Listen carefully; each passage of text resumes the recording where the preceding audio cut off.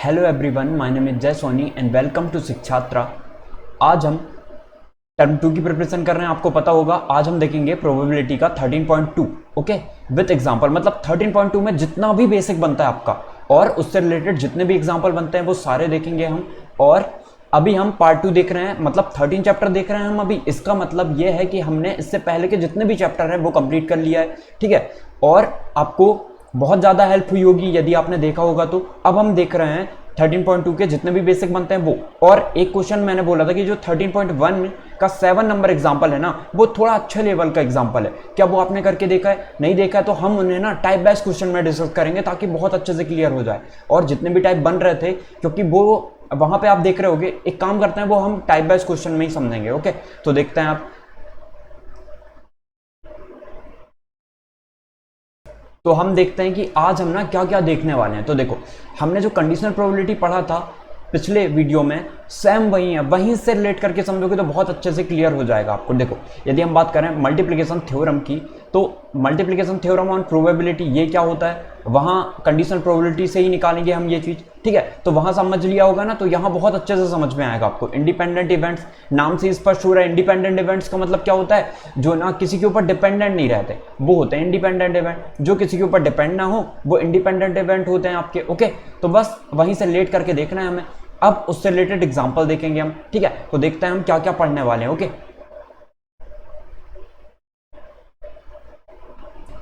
तो सबसे फर्स्ट जो हमारा है मल्टीप्लिकेशन थ्योरम ऑन प्रोबेबिलिटी, हम वो देखते हैं। तो देखो क्या है मल्टीप्लिकेशन थ्योरम ऑन प्रोबेबिलिटी। सबसे पहले आप इतना बताओ, कंडीशनल प्रोबेबिलिटी क्या थी। कंडीशनल प्रोबेबिलिटी थी जिसमें ना हमें पहले से कोई चीज ऐसे गिवन रहती है। जैसे हमने सबसे पहले क्या बनाया, सैंपल स्पेस। मतलब कोई भी हम इवेंट कर रहे हैं, हम कुछ भी कर रहे हैं, जैसे हमने डाई को रोल किया है तो हमारे 6 आउटकम आ जाएंगे, ठीक है। तो टोटल आउटकम में से ही जो हमारे इवेंट होते हैं उनमें से हम किसी 2 को उठाते हैं, 3 को भी उठाने वाले होते हैं, ठीक है, कि 3 इवेंट हो रहे होंगे। तो वो क्वेश्चन भी देखेंगे हम टाइप वाइज क्वेश्चन में। अभी हर टाइप के क्वेश्चन डिस्कस करेंगे हम यहाँ पे।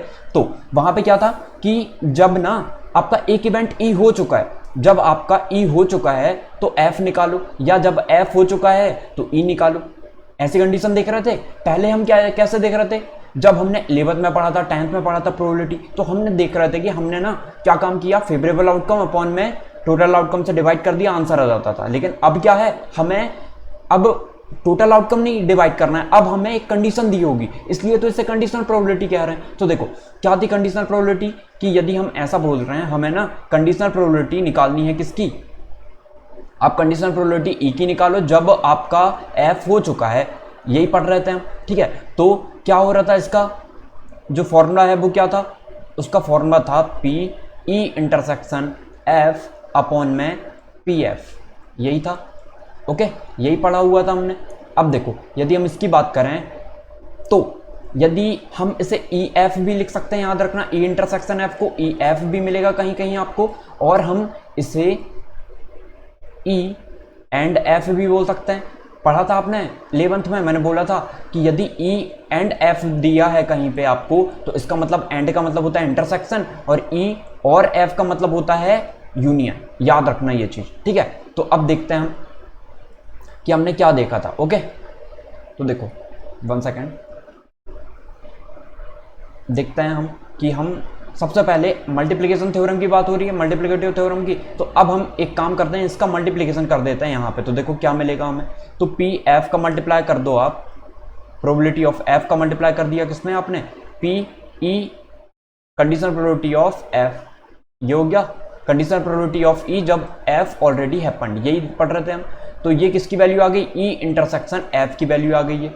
ओके, ये किसकी वैल्यू आ गई, ई इंटरसेक्शन एफ की। अब मुझे इतना बताओ, यहां पे यदि मैं ऐसा लिखता हूं तो क्या कुछ चेंजेस हो गए, पी, देखो कंडीशनल प्रोबेबिलिटी। अब यदि हम इसको सेंस में देखें, किताबी भाषा में आपको समझ में नहीं आएगा, बुक की लैंग्वेज बिल्कुल भी समझ में नहीं आने वाली है, जैसे मैं बता रहा हूं वैसे समझो। यहां पे क्या हुआ है, सबसे पहले क्या हुआ, एक इवेंट एफ हो चुका है जिसकी हमने प्रोबेबिलिटी निकाल ली। अब जब एफ हो चुका है तो ई की प्रोबेबिलिटी निकालो, हमें ये दिया होगा, ठीक है। इसका मतलब क्या हुआ, आप ना P probability of E intersection F निकाल रहे हो। आप क्या निकाल रहे हो, आपको ई और एफ का दोनों का कॉमन पार्ट निकालना है। जैसे देखो हम बॉक्स में समझते हैं तो ज़्यादा क्लियर होता होगा सेट से।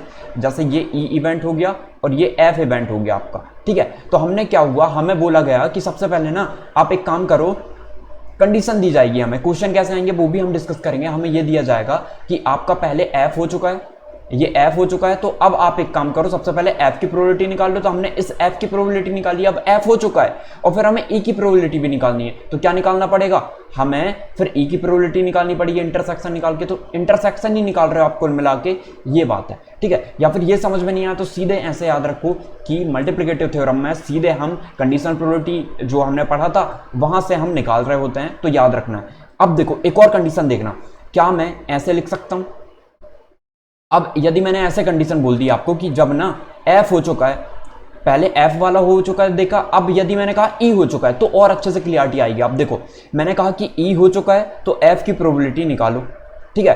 क्या होगा इसका फॉर्मूला, मुझे इतना बताओ। आप बोलोगे probability of f intersection E, यही बोलोगे आप, f इंटरसेक्शन ई के अपॉन में कितना आ जाएगा, प्रोबेबिलिटी ऑफ e, ठीक है। तो अब देखो, अब हम क्या कर रहे हैं, क्रॉस मल्टीप्लाई कर देते हैं तो पी ई यहां जाएगा, मतलब प्रोबेबिलिटी ऑफ ई यहां आ गया, और यहां क्या है already conditional probability of F, जब ई जो है ऑलरेडी हैपेंड है, तो एफ इंटरसेक्शन ई की प्रोबेबिलिटी इसके इक्वल होगी। अब देखो अब क्या होगा, जब ई हो चुका है, ठीक है, सबसे पहले प्रोबेबिलिटी किसकी निकालनी है, जो हुआ है या जो हमने किया सबसे पहले उसकी प्रोबेबिलिटी निकाल ली। इसके बाद हमने क्या किया, डॉट मतलब मल्टीप्लाई और कंडीशनल प्रोबेबिलिटी एफ ई, जब ई हो चुका है ना, पहले इसको करवा दिया है हमने तभी तो इसकी प्रोबेबिलिटी निकाली। अब जब ये हो चुका है तो एफ की प्रोबेबिलिटी कैसे निकलेगी, इसकी रिस्पेक्ट पे निकलेगी, ई के रिस्पेक्ट पे निकलेगी। तो ऐसे याद रखना है। अब देखो एक और चीज याद रखना, बहुत अच्छी चीज है। यदि मैंने आपसे बोला क्या मैं ई इंटरसेक्शन एफ लिखूं चाहे एफ इंटरसेक्शन ई लिखूं, बात तो दोनों सेम है। हम क्या निकाल रहे हैं, इंटरसेक्शन ही निकाल रहे हैं, दोनों चेंज नहीं होते हैं। तो देखो इसको हम ये भी लिख सकते हैं, है ना। तो कहीं कोई भी चेंजेस नहीं है, बस आपको जो दिया होगा क्वेश्चन में उसके हिसाब से करना है। यदि हमें बोला है कि एफ पहले करना है या ई और एफ तो दिया नहीं रहेगा, हमें कुछ भी वैल्यू माननी पड़ेगी, तो वो क्वेश्चन में और अच्छे से डिस्कस करेंगे हम, ठीक है। तो देखते हैं, अब देखो एग्जांपल में देखते हैं, हमें क्या बोला है, an urn contains 10 black and 5 white balls, ठीक है। जो अर्न है उसमें हमें बोला है कि 10 ब्लैक और 5 वाइट बॉल्स हैं, ठीक है, वाइट बॉल्स हैं। 2 balls are drawn from the urn one after the other without replacement. What is the probability that both drawn balls are black? ठीक है। तो देखो जो हमने अभी समझा था ना, देखो अभी ये चीजें समझी, यहीं से आएगा। अब देखो एक और चीज मैंने आपको बताया नहीं, यदि 3 कंडीशन आ गई, ठीक है, यदि 3 कंडीशन आ जाती है कि तब कैसे कर रहे होगे आप, तो वो देख लेते हैं हम एक बार, है ना। देखो यहां पे देख लेते हैं, यदि हमें ऐसी कंडीशन बन गई कि आप ये निकालो, जब हमें दिया हो कि E intersection F intersection B निकालना हो, मतलब 3 कंडीशन ऐसी बन गई हमारी, तो कैसे करोगे। देखो सबसे पहले हम क्या होगा, ई को करवाएंगे, ई को करवाएंगे सबसे पहले, फिर जब ई हो चुका होगा तो एफ को करवाएंगे। जब ई हो चुका है तब हम एफ निकालेंगे, एफ की प्रोबेबिलिटी निकालेंगे। अब जब एफ और ई दोनों हो चुके हैं तो क्या निकाल रहे होगे, अब एफ और ई दोनों हो चुके हैं, मतलब एफ इंटरसेक्शन ई दोनों हो चुके हैं, तो इसकी प्रोबेबिलिटी, और अब किसकी निकालनी है हमें, अब प्रोबेबिलिटी निकालनी है बी की, ठीक है। तो क्या निकालोगे यहाँ पे, या तो ऐसे लिख सकते हो या फिर आप कैसे लिख सकते हो उसे, प्रोबेबिलिटी जैसे ये लिखा है ना एफ अपॉन ई, तो वैसे यहाँ पे लिख दोगे, यहाँ प्रोबेबिलिटी नहीं लगाओगे, यहाँ नहीं लगाना है, probability of F intersection E, और अब किसकी निकालेंगे, बी की, ठीक है। तो ये कंडीशन है, बहुत इजी है, ठीक है, बस हमें समझना है अच्छे से, अपने आप क्लियर हो रहा होगा, ओके। अब देखो यदि मैंने यही बोला कि आप एक काम करो, आपको ना जैसे हम वहां पे देख रहे थे, आपको कंडीशनल प्रोबेबिलिटी निकालनी है, ठीक है, किसकी, हमें दिया रहेगा कि ई इंटरसेक्शन एफ की निकालो जब एफ हो चुका है, सॉरी ई इंटरसेक्शन एफ निकालो जब बी हो चुका है, ऐसा कुछ दे सकता है हमें, तो कैसे करोगे, वही सबसे पहले हम क्या होगा, इसको फॉर्मूले से रिप्रेजेंट करें तो क्या होगा, प्रोबेबिलिटी निकालेंगे E intersection F intersection B, यही निकाल रहे होंगे कि अपॉन में प्रोबेबिलिटी ऑफ बी। इजी है, जैसे ये लिख रहे थे हम वैसे ये है सर, ठीक है। तो इसको हमने इस तरफ कर दिया है, बस और कुछ भी नहीं किया है हमने, ओके।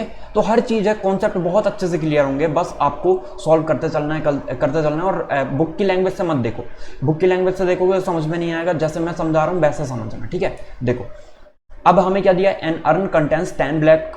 अब हमने सबसे पहले बना लिया अर्न, इसमें 10 ब्लैक बॉल हैं, 10 जो है वो ब्लैक बॉल हो गई और 5 वाइट बॉल है। 1 सेकेंड, 10 ब्लैक बॉल हैं और 5 वाइट बॉल हैं। ठीक है, अब देखते हैं हम, अब इसमें बोला है कि 10 ब्लैक बॉल और व्हाइट बॉल हैं 5। 2 balls are drawn from the urn one after the other without replacement. ठीक है, बिना रिप्लेसमेंट के निकाल रहे हैं। तो देखो, अब यदि हमने कोई बॉल निकाल ली तो वहां पे बॉल कितनी बची, अब बॉल तो हमने फिर से रिप्लेस नहीं करना है, तो अब हमें टोटल आउटकम पे नहीं जाना है। अब हमारी कंडीशन लग गई कि ये निकल हो चुका है, तो फिर इसकी प्रोबेबिलिटी निकालो। ओके, तो आई होप अब आपकी अंडरस्टैंडिंग और अच्छे से आ रही होगी। कि देखो हमें क्या दिया है कि 2 balls are drawn from the urn one after the other without replacement. ठीक है, तो हमें 2 बॉल निकालनी है from the urn one after the other without replacement, मतलब एक निकाल लो और फिर उसके बाद दूसरी निकालो। What is the probability that both drawn balls are black. ठीक है, तो हमें प्रोबेबिलिटी किसकी निकालनी है, हमें प्रोबेबिलिटी निकालनी है कि जो बोथ बॉल है ना वो ब्लैक है। हमें ये कंडीशन दे दी गई है। ठीक है, तो हमें अब क्या निकालना है, मुझे इतना बताओ, हमें कंडीशनल प्रोबेबिलिटी निकालनी है। तो हमारे माइंड में आएगा कंडीशनल प्रोबेबिलिटी से निकालेंगे या फिर मल्टीप्लिकेटिव थ्योरम लगेगा, क्या लगेगा, कैसे निकाल पाए हम। ठीक है, तो देखते हैं। तो सबसे पहले ना आप एक काम करो, सबसे पहले आप ई और एफ मान लो। ठीक है, आपको क्या करना है, अभी सबसे पहले इवेंट्स मान लेना। अब इवेंट कौन कौन से होंगे, तो देखो हम मानना स्टार्ट करते हैं कि हम ऐसा लेते हैं कि जो एफ है ना, एफ रिप्रेजेंट कर रहा है कि हम, देखो हमें निकालना क्या, सबसे पहले ये देख समझो, जब भी लैंग्वेज वाले क्वेश्चन आ जाते हैं तो सबसे पहले क्वेश्चन पढ़ो अच्छे से, समझ में नहीं आता सेकंड बार पढ़ो, जो बोला गया है वो करते चलो, या फिर हिंदी वाले लैंग्वेज से भी रिलेट कर सकते हो आप। तो देखो क्या बोला हमें, what is the probability that both drawn balls are black. हमें आर ब्लैक, तो हमें क्या बोल दिया गया कि जो दोनों बॉल निकल रही है वो ब्लैक है।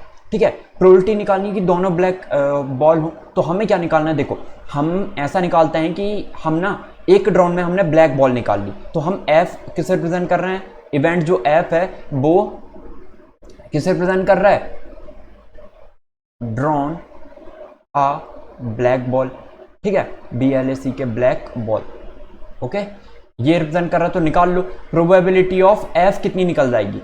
ठीक है, क्या कंडीशन है हमारी कि फर्स्ट ड्रॉन में हमने क्या किया, फर्स्ट ड्रॉन में हमने ब्लैक बॉल को निकाला। तो देखो टोटल कितनी बॉल है, अभी तो टोटल से देखेंगे हम टोटल कितनी बॉल है, तो हम कहेंगे जी टोटल 15 बॉल है, टोटल 15 है, 10 ब्लैक है और 5 वाइट बॉल है। अब आपको ब्लैक ही निकालना है, ब्लैक ही निकले तो ऐसी कितनी फेवरेबल आउटकम हुए हमारे, 10 हो गए, तो 10/15 ये क्या निकल गया, PF निकल गया, प्रोबेबिलिटी ऑफ एफ निकाल लिया। अब सेकंड कंडीशन क्या है, 2 बॉल निकाल रहे हैं हम, तो अब 2 बॉल निकाल रहे हैं, इसका मतलब क्या है, earn one after the other without replacement, तो हम दूसरी को रिप्लेस नहीं कर रहे हैं, मतलब एक निकाल लिया, अब उसको फिर से नहीं डालेंगे हम।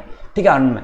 तो अब देखो, अब हमारी जो ई है ना, ई क्या रिप्रेजेंट करेगा, जब एफ हो चुका है, जब एफ हो चुका है तो ई मतलब सेकंड बॉल को ड्रॉन कर रहे हैं हम। अब सेकंड बॉल को जब ड्रॉन करेंगे हम, निकालेंगे अर्न से, तो इसका मतलब क्या होगा, अब आपकी बॉल कितनी बची है, अब आपकी कंडीशनल प्रोबेबिलिटी निकल गई कि जब आपने एफ कर चुका है ना तो ई को करना है आपको। तो अब एफ को कर चुका है तो ई को करना है, मतलब यही निकालना पड़ेगा, यही लग रहा होगा आपका फॉर्मूला। ठीक है, तो PE/F लगेगा। ये कितना आ गया, अब देखो इसको फिर वो वाले फॉर्मूले से नहीं करना है, सोचो थोड़ी सी लॉजिकल तरीके से सोचते हैं। अब देखो बॉल कितनी बची, बॉल टोटल बची है, वहां पे एक बॉल निकल गई है आपकी, तो अभी कितनी बॉल बची है, 14। ठीक है, और आपकी अब ब्लैक बॉल एक निकाली आपने 10 में से, अब कितनी बची, 9 बची। ओके, तो ये निकल गया। अब आपको क्या निकालना है, what is the probability that both drawn balls are black. ठीक है, दोनों की दोनों बॉल ब्लैक हैं, इसका मतलब क्या निकालना है, हमें निकालना है कि दोनों बॉल ब्लैक है, मतलब E इंटरसेक्शन F निकालना है, या इसे आप F इंटरसेक्शन E भी बोल सकते हो, जो बोलना चाहो। तो हमें पता है F इंटरसेक्शन E कितना होता है, F इंटरसेक्शन E ये कितना होता है, ये होता है प्रोबेबिलिटी ऑफ E। सबसे पहले E हो गया होगा आपका, तो F हो गया होगा, सॉरी सबसे पहले F हो गया है, तब अब F हो चुका है तो E की प्रोबेबिलिटी निकालनी है। जब F ऑलरेडी हैपन, F हो चुका है, तो बस सॉल्व कर लेते हैं, वैल्यू रखते हैं, आंसर आ जाएगा। तो यहाँ से आप इनको सॉल्व भी कर सकते हो, है ना, काट भी सकते हो। PF कितना निकला, देखो प्रोबेबिलिटी ऑफ F 10/15 मल्टीप्लाई, जब F हो चुका है तो E कितना निकला है, 9/14। बस सॉल्व कर लेते हैं इसे, तो ये 3 से कैंसिल हो जाएगा, 3 से 3 टाइम, और ये 5 टाइम, 5 से ये 2 टाइम, और 2 से ये 7 टाइम। तो कितना आ गया 1/7। तो ये आपका राइट आंसर होगा। ओके, इजी है बहुत, बस एक बार थॉट प्रोसेस आपकी बन गई ना बहुत अच्छे से तो बहुत आसान है क्वेश्चन। अब नेक्स्ट क्वेश्चन देखते हैं।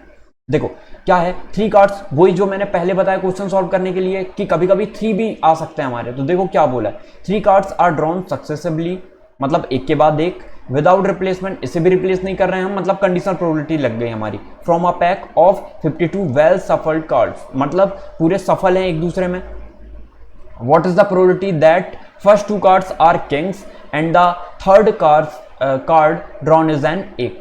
ठीक है, तो हमारे जो 2 कार्ड है वो क्या निकले, किंग निकले हैं, और जो थर्ड कार्ड है वो एस निकला है। ठीक है, तो निकालते हैं। तो देखो हमने ऐसा बोला कि जो हमारे हम प्रोबेबिलिटी है, मतलब उनको मान लेते हैं, इवेंट मान लेते हैं कि फर्स्ट बार में के निकलना, किंग निकलना, सेकंड बार में भी किंग निकलना, और थर्ड बार में जो आपका एस निकलना, तो ए से रिप्रेजेंट कर देते हैं इसको। ठीक है, तो देखो अब करते हैं इस क्वेश्चन को। तो 3 cards are drawn successfully without replacement, ये किससे रिप्रेजेंट कर रहा है, ये इवेंट आपको यहां पे लिख देना है। ठीक है, तो अब देखो लेट इवेंट के इक्वल टू, लेट इवेंट के इक्वल टू ये क्या हो गया, फर्स्ट जो कार्ड है ड्रॉन, यदि हमने फर्स्ट कार्ड ड्रॉन किया तो वो क्या है, किंग होगा, सेकंड ड्रॉन किया तो वो भी किंग होगा, थर्ड किया तो वो एक एस निकलेगा। ठीक है, तो देखो अब हम क्या करते हैं, without replacement from a pack of 52 cards. अब यदि आप किंग निकालोगे, किंग कितने होते हैं जी, 4 किंग होते हैं, तो 4 किंग होते हैं टोटल, फेवरेबल आउटकम 4 हो गए, और टोटल कितने थे, टोटल आउटकम कितने थे, 52 थे, यही था। अब ये प्रोबेबिलिटी किसकी निकल गई, के की निकल गई। अब जब के हो चुका है, जब के हो चुका है तो फिर से किंग लाने की प्रोबेबिलिटी, तो एक काम करो इसको दूसरी चीज मान लेते हैं हम, एक इसे K1 ले लो, इसे K2 ले लेते हैं। ठीक है, तो ये K1 हो गया आपका और ये K2 हो जाएगा, 1 सेकेंड, ये K2 हो जाएगा आपका, तो ये K2 हो गया है। ठीक है, तो अब जब K1 हो चुका है तो K2 की प्रोबेबिलिटी निकाल लो, तो K2 यहां लिख देना। अब देखो ये कितना निकल जाएगा, K2 हो चुका है, मतलब एक कार्ड निकाल चुके हो आपने, तो कितने टोटल कार्ड बचे आप, 51 कार्ड बचे, और किंग कितने बचे हैं, 3 बचे हैं, तो ये आ गया। ठीक है, तो इसे आप ऐसे लिख सकते हो। ओके, आई होप आपको क्लियर हो रहा होगा कि हम कैसे लिख रहे हैं। अब देखो अब क्या होगा, अब हमारी थर्ड क्या थी, थर्ड कंडीशन क्या बनी थी कि जब ये दोनों हो गए होंगे फिर तीसरा करना है एस वाला, और हमें रिप्लेसमेंट मतलब विदाउट रिप्लेसमेंट बोला है कि रिप्लेस भी नहीं करना है। तो क्या होगा, अब जब आपका K1 और K2 दोनों हो चुके हैं, जब आपके K1 भी हो चुका है और K2 भी हो चुका है, यही है, जब K1 और K2 हो चुके हैं तब आपको ए की प्रोबेबिलिटी निकालनी है, कंडीशन प्रोबेबिलिटी।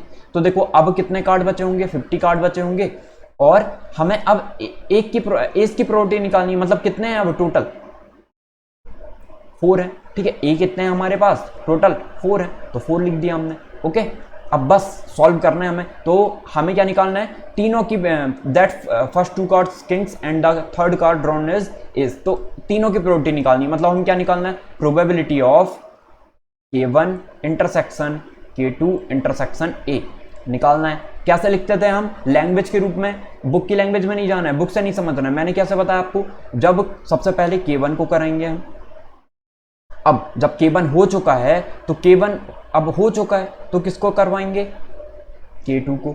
अब जब दोनों हो चुके हैं, K1 और K2 दोनों हो गए, तो K1 K2 इनको ऐसे भी लिख सकते हैं, इंटरसेक्शन नहीं भी लिखेंगे तो चलेगा, और यहाँ पे अब A को करवा रहे होंगे, तो बस वैल्यू रख देते हैं, यहाँ रखते हैं ताकि कटे ना ये चीज। तो देखो PK1 कितना निकला है, 4/52।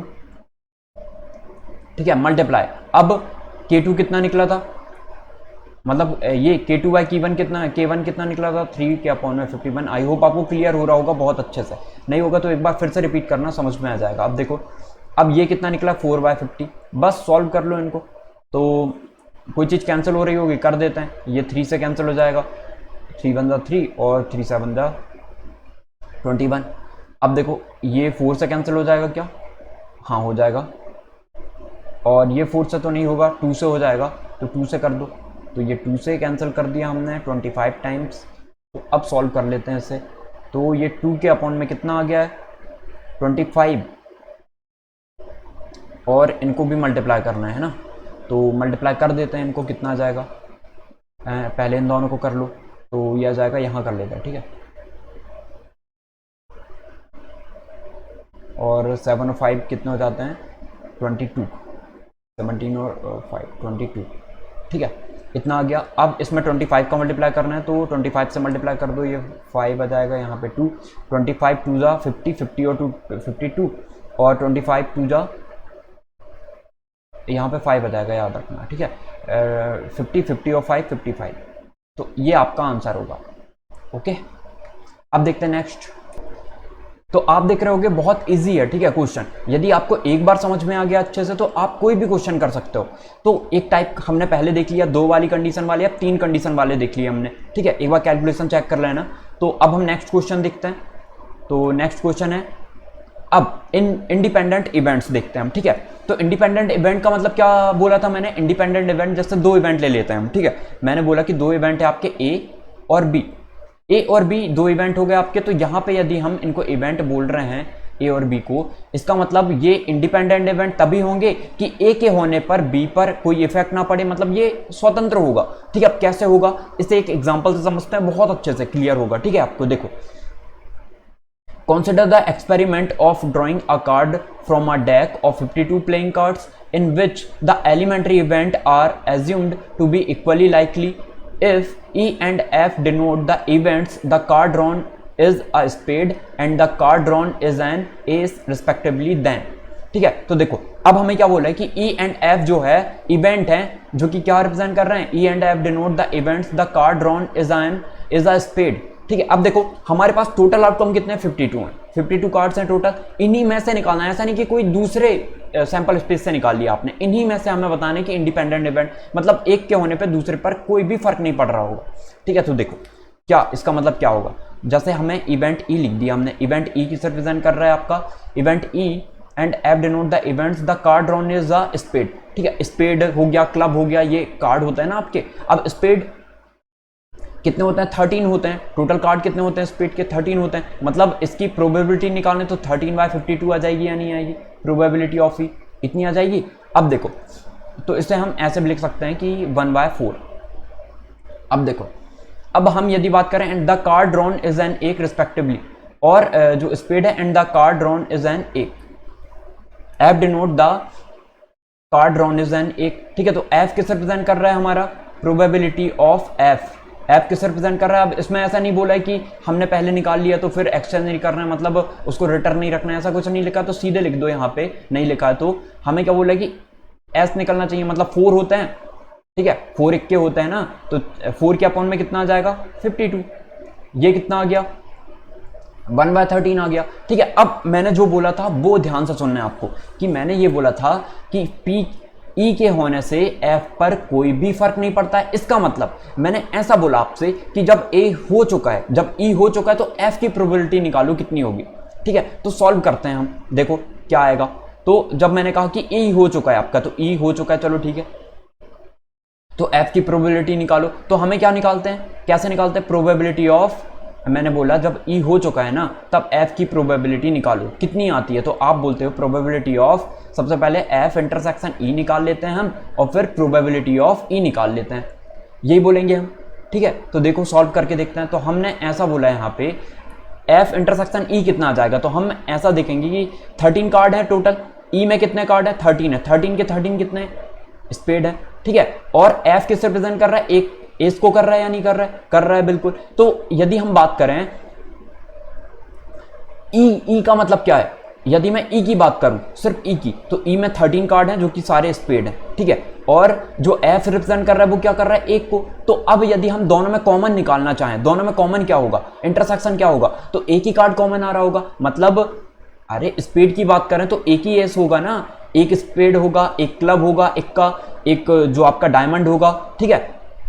आई होप आपको समझ में आ रहा होगा, एक हार्ट होगा, ठीक है। तो जो स्पेड वाला कार्ड होगा एस, वो कितना होगा, एक ही होगा। तो इंटरसेक्शन कितना आ गया, 1 आ गया, ठीक है, अपॉन प्रोबेबिलिटी ऑफ ई। अभी देखो इसके अपॉन में आप क्या लिखते, इसके अपॉन में टोटल आउटकम लिखते 52, और इसके अपॉन में भी टोटल आउटकम लिखते 52, 52 से 52 कैंसिल हो जाता, वो नहीं लिख रहे हैं हम, ठीक है। तो देखो अब प्रोबेबिलिटी सीधे डायरेक्ट में क्या लिख रहा हूं, काट के लिख रहा हूं, जैसे आप लिख भी सकते हो 1/52 आ जाएगी। Probability of F intersection E इतना आ गया, ओके। अब देखो पीई की प्रोबेबिलिटी ऑफ ई की बात करें वो कितना होगा, प्रोबेबिलिटी ऑफ ई निकाला है अभी हमने, कितना आया है 1/4 आया है।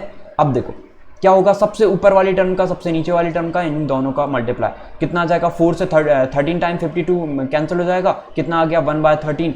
किसकी प्रोबेबिलिटी निकली, एफ की कंडीशनल प्रोबेबिलिटी निकली है जब ई हो चुका है। तो मुझे इतना बताओ, पहले एफ की प्रोबेबिलिटी कितनी थी, 1/13 थी या नहीं थी, अभी भी कितनी निकली है 1/13। मतलब ई के हो जाने से क्या एफ पे कोई फर्क पड़ा, बिल्कुल भी नहीं पड़ा। ठीक है, इसका मतलब ये होता है इंडिपेंडेंट इवेंट। आई होप आपको समझ में आ गया होगा कि इंडिपेंडेंट इवेंट क्या होता है। ठीक है, तो वैसे ही आप ई का भी निकाल सकते हो कि जब एफ हो चुका होगा तो ई की कंडीशनल प्रोबेबिलिटी कितनी निकलेगी, इतनी ही निकलेगी। किसी के होने पर या किसी के ना होने पर, उन किसी भी इवेंट पर, किसी भी प्रोबेबिलिटी पर कोई भी इफेक्ट नहीं पड़ता है। ठीक है, जो कि हमने अभी एग्जांपल से देख लिया है। अब देखो, अब हम बात करें, अभी जो हम मल्टीप्लिकेटिव थ्योरम देख रहे थे ऑन प्रोबेबिलिटी, तो देखो क्या होता है, यदि मैं बात करूं पी ई इंटरसेक्शन एफ की यदि हम बात करें तो वो कितना निकलता है, वो निकलता है कि जब आपने ई करवा चुके हो ना, ऐसे याद रखना, जब ई हो चुका है तो ई की कंडीशनल, एफ की कंडीशनल प्रोबेबिलिटी निकालनी है हमें, यही बोल रहा था मैं। लेकिन अब देखो, यदि ये इंडिपेंडेंट इवेंट हो गए, यदि ये इंडिपेंडेंट इवेंट हो गए ई और एफ दोनों, तो एफ अपॉन ई का मतलब क्या हो जाएगा, इसका मतलब क्या हो जाएगा, वही जो एफ ही था, प्रोबेबिलिटी ऑफ एफ था वही हो जाएगा। तो क्या लिख सकते हैं हम यहाँ पे, प्रोबेबिलिटी ऑफ एफ। तो इंडिपेंडेंट इवेंट का मतलब ये होता है जब भी हम दोनों की प्रोबेबिलिटी निकाल रहे होंगे तो हमें बस दोनों की प्रोबेबिलिटी का मल्टीप्लाई कर देना है, हमारा आंसर आ जाएगा। ओके, तो ऐसे करना है। आप क्वेश्चन डिस्कस कर लेते हैं, आई होप बहुत अच्छे से क्लियर हो गया होगा, नहीं हुआ है तो एक बार फिर से देखोगे। तो अब हम ना इससे रिलेटेड कुछ एग्जांपल्स देख लेते हैं। तो देखो, a dice thrown, if E is the event, the number appearing is a multiple of 3 and F be the event, the number appearing is even, the find whether E and F are independent। अभी हमने देखा यदि दोनों जो event है वो independent है, इसका मतलब दोनों का मल्टीप्लिकेशन यदि निकालते तो इंटरसेक्शन आ जाता है उनका। ठीक है, ये समझ सकते हो। या फिर एक काम कर लेना कि यदि आप उसकी कंडीशन में निकालते हो तो उस पर कोई इफेक्ट नहीं पड़ता, तो दोनों कंडीशन से आप समझ सकते हो। देखते हैं सॉल्व कैसे करना क्वेश्चन को। अ डाइस थ्रोन, एक डाई को जब हम थ्रो करते हैं तो कितने आउटकम आते हैं, सैंपल स्पेस बना लेना, कितने आउटकम आते हैं हमारे पास, 1 2 3 4 5 एंड 6, यही सारे आउटकम आते हैं। ठीक है, अब इवेंट ई किसे रिप्रेजेंट कर रहा है, जो इवेंट ई है ना वो रिप्रेजेंट कर रहा है the number appearing is the multiple of 3, 3 के मल्टीपल होने चाहिए, 3 का मल्टीपल एक 3 हो गया और एक 6 हो गया, यही दोनों है। अब एफ किससे रिप्रेजेंट कर रहा है, F with the event the number appearing is even. ठीक है, एफ जो है वो इवन नंबर है, तो एफ इवन नंबर है, मतलब कौन कौन से होंगे, 2 4 एंड 6, यही होगा। ठीक है, then find whether E and F are independent. तो हम इंडिपेंडेंट निकालना है, तो हम कैसे निकालेंगे, हम ना चेक करेंगे कि इंडिपेंडेंट है या नहीं। तो इंडिपेंडेंट होने के लिए if event E and F are independent events, so they satisfy, ठीक है, satisfy the formula। ओके, तो फॉर्मूला क्या है आपका, फॉर्मूला है probability of E intersection F equal to कितना आ जाएगा, probability of E multiply probability of F. निकाल लेते हैं। देखो अब यहां से यदि हम प्रोबेबिलिटी ऑफ ई निकालें, आप नीचे लिख लेना, यहां पे थोड़ा स्पेस कम है तो मैं यहां लिख देता हूं। प्रोबेबिलिटी ऑफ ई कितनी निकल जाएगी, कितने हैं फेवरेबल आउटकम 2, टोटल आउटकम कितने हैं 6, कितनी आ गई प्रोबेबिलिटी 1/3। प्रोबेबिलिटी ऑफ एफ कितने हैं टोटल आउटकम 3, टोटल प्रोबेबिलिटी कितनी है 6, फेवरेबल आउटकम 3, कितना आ गया 1/2। अब एक काम करो, इंटरसेक्शन निकाल लो। तो पी ई इंटरसेक्शन एफ दोनों में क्या कॉमन है, हमें सिर्फ 6 कॉमन दिख रहा है दोनों में, तो 1 आ गया।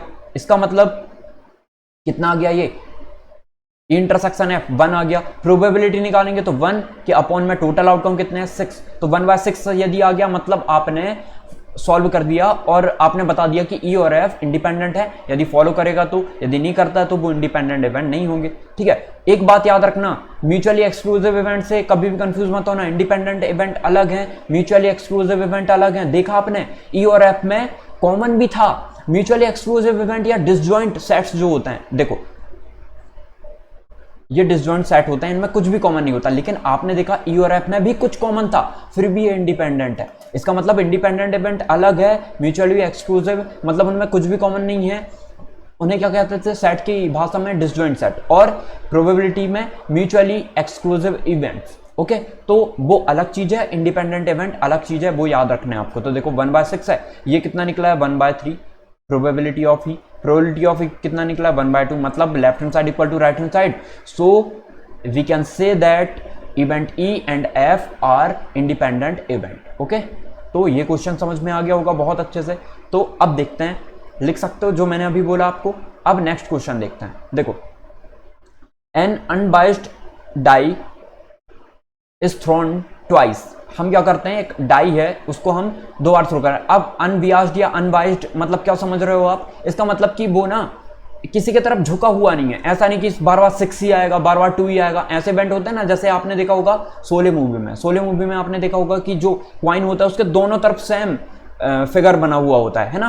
लेकिन यहां पे ऐसा नहीं है, वो बाइस्ड था, झुका हुआ था, कि यदि आप टेल बोलोगे तो टेल ही आ रहा था, क्योंकि दोनों ही उसके जो पहलू थे क्वाइन के, वो दोनों ही टेल थे। इसका मतलब ये था। तो यहां पे अनबाइस्ड है, मतलब ये किसी के ऊपर तरफ झुका नहीं है कि हर बार 1 ही 1 आ रहा होगा। यदि हमने डाई में क्या हुआ, 6 की 6 हमने जो उसके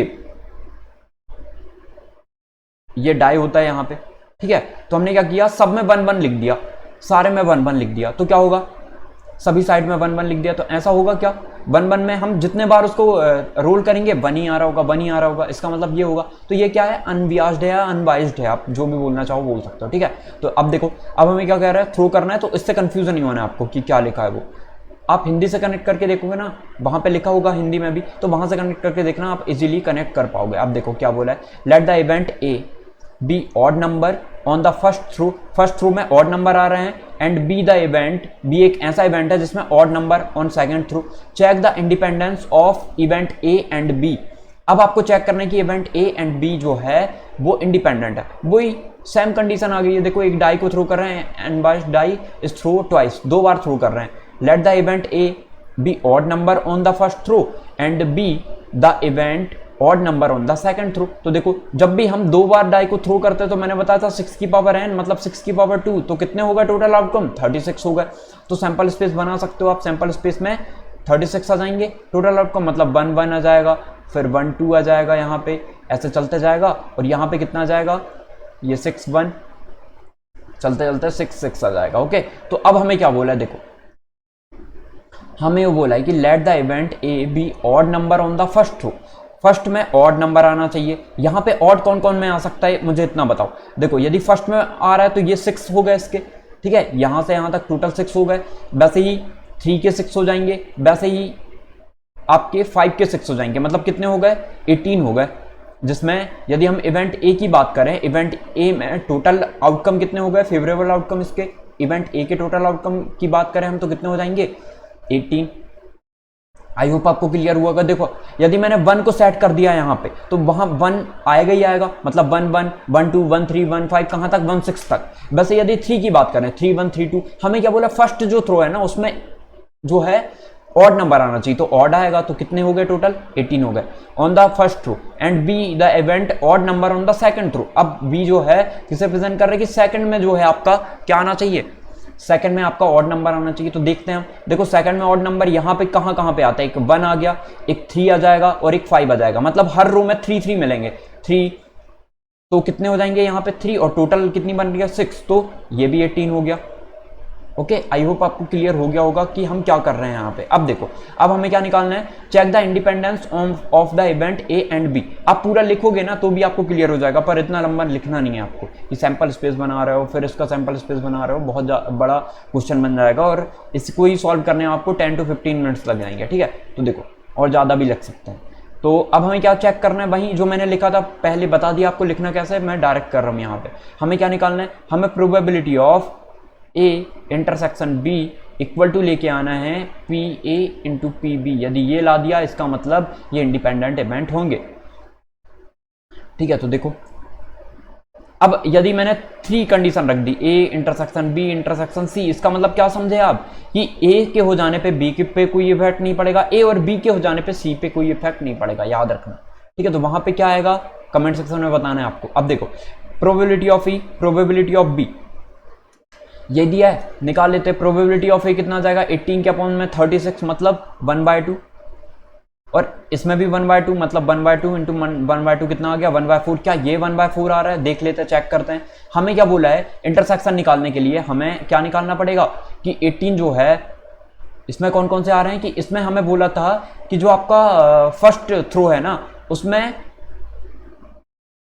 late the A be odd number on the first throw, बिल्कुल, कि जो फर्स्ट है आपका फर्स्ट थ्रो में ऑड नंबर आना चाहिए। फर्स्ट थ्रो में ऑड नंबर किस में दिखेगा, मतलब क्या क्या कॉमन दिख रहा है हमें वो देखेंगे, ठीक है। और सेकंड में हमें क्या कंडीशन दी गई थी, सेकंड में कि जो सेकंड इवेंट है उसमें आपका ऑड नंबर आना चाहिए, सेकंड थ्रो में ऑड नंबर आना चाहिए, ठीक है। तो देखते हैं सेकंड थ्रो में एक रो में कितने आ रहे थे 3 आ रहे थे, तो देखो इसमें फर्स्ट रो में भी है 1 और इसमें भी है, मतलब 3 इसके हो गए और 3 इसके हो जाएंगे, 3 के और 3 5 के हो जाएंगे। आई होप आपको क्लियर हो रहा होगा। देखो मैंने क्या बोला, यहाँ पे 1 वाली रो में टोटल 6 होंगे, तो 1 फर्स्ट में ऑड नंबर आ गया, लेकिन हमें क्या देखना है दोनों में कॉमन हो। दोनों में कॉमन मतलब दोनों चीज लेके चलनी है, फर्स्ट में भी ऑड है सेकंड में भी ऑड है, ठीक है। तो फर्स्ट में ऑड सेकंड में ऑड कौन कौन से हैं, 1 1 है, 1 3 है एंड 1 5 है, मतलब इसमें भी कितने मिल गए 3 मिल गए। वैसे ही 3 वाली रो में भी कितने मिल जाएंगे, थर्ड की रो में 3 1। 2 को क्या नहीं ले रहे हैं, क्योंकि 2 को इसलिए नहीं ले सकते कि वो दोनों में कॉमन नहीं है, ठीक है। हमें फर्स्ट में भी ऑड नंबर लाना है, सेकंड में भी, क्योंकि दोनों को लेके चल रहे हैं ना। ए और बी यही तो कह रहे हैं कि फर्स्ट थ्रो में भी ऑड है, ए कह रहा है और बी कह रहा है सेकंड थ्रो में ऑड है। तो देखो 3 वाली रो में भी 3 हो जाएंगे और वैसे ही 6 वाली रो में भी 3 हो जाएंगे, सॉरी 5 वाली रो में भी 3 हो जाएंगे। तो कितने हो गए टोटल 9 हो गए। तो 9 के अपॉन में कितना आ जाएगा 36, तो कितना आ गया 1/4, तो 1/4 और ये भी 1/4। इसका मतलब ए और बी जो है वो इंडिपेंडेंट इवेंट हैं। आपको फिर से सॉल्व करके देखना है, बहुत अच्छे से क्लियर हो जाएगा। So the event A and B are the independent events, तो लिख सकते हैं हम यहाँ पे, ओके। तो अब नेक्स्ट क्वेश्चन देखते हैं। तो सारे क्वेश्चन हमने सॉल्व कर लिए हैं। अब एक काम करते हैं, आपको ना क्या क्या पढ़ा हमने वो देख लो। मल्टीप्लिकेशन थ्योरम ऑन प्रोबेबिलिटी, जितने भी क्वेश्चन आपको करने हैं फिर हम टाइप वाइज क्वेश्चन में देखेंगे। ऐसा नहीं कि हमने पूरा कोर्स कंप्लीट कर दिया, अब हम टाइप वाइज क्वेश्चन देखेंगे जो प्रीवियस ईयर में आपके आ चुके हैं, ठीक है, ताकि बहुत अच्छे से आप कनेक्ट कर पाओ और हर टाइप के क्वेश्चन आपसे बने, ओके। तो अब हम देखते हैं, तो मल्टीप्लिकेशन थ्योरम ऑन प्रोबेबिलिटी ये पढ़ा। इसमें क्या पढ़ा था हमने, कंडीशनल प्रोबेबिलिटी से कनेक्ट करके देखा था कि कंडीशनल प्रोबेबिलिटी जो है वो क्या होती है हमारी, यदि एफ हो चुका है तो ई निकालो, ठीक है। तो यहां से हम क्या निकाल ले रहे थे, फिर इसका फॉर्मूला क्या था, ई इंटरसेक्शन एफ, जो ई इंटरसेक्शन एफ क्या बताता है, ई एंड एफ दोनों की प्रोबेबिलिटी, ठीक है। और प्रोबेबिलिटी ऑफ एफ क्या दिखाता है कि एफ हो चुका है तब इनकी, तो इसको यहां मल्टीप्लाई कर दिया, तो मल्टीप्लिकेशन थ्योरम ऑन प्रोबेबिलिटी आ गया था। इंडिपेंडेंट इवेंट जिसका किसी के होने ना होने पे कोई फर्क नहीं पड़ता है उसकी प्रोबेबिलिटी पर, ठीक है। तो ये देखा था हमने, बहुत अच्छे से कनेक्ट किया था। तो आई होप आपको क्लियर हो गया होगा। फिर इससे रिलेटेड एग्जांपल्स देखेंगे, अभी क्वेश्चन पूरे नहीं हुए हैं, लगभग हम हर चैप्टर के अच्छे लेवल के क्वेश्चन करेंगे। तो अब जैसे ही हमारा कोर्स हो जाता है ना, सिर्फ ये 1 to 2 वीडियोस का और बचा है, ठीक है। 2 वीडियोस के आने के बाद फिर हम क्या करेंगे, सीधे हम सारे क्वेश्चन सॉल्व करने चालू कर देंगे, टाइप वाइज क्वेश्चन और important question, okay. Thank you.